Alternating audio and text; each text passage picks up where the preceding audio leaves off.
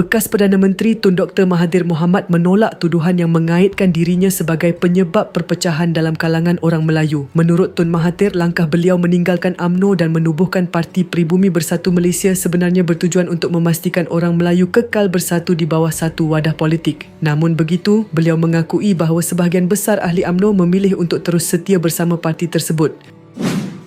Jadi Parti Bersatu tidak dapat menggantikan UMNO sebagai parti Melayu yang memperjuangkan bangsa, negara dan agama. Dalam pilihan raya umum ke-14, Parti Bersatu cuma menang 13 kerusi. Maka berlakulah perpecahan dalam kalangan orang Melayu kerana sokongan kepada UMNO diteruskan. Ya, ini bermakna perpecahan dalam kalangan orang Melayu, ujarnya menerusi laman Facebook pada Isnin.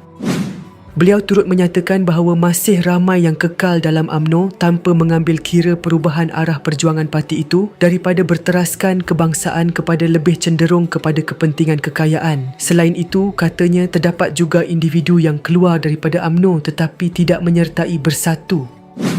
Maka berpecahlah orang Melayu. Jika majoriti mereka menyertai bersatu, maka perpecahan dalam kalangan orang Melayu tidak akan berlaku. Jika bersatu tidak ditubuhkan, perpecahan akan berlaku juga kerana terdapat beberapa parti lain ditubuhkan. Dengan menyertai parti-parti lain ini, orang Melayu terus berpecah.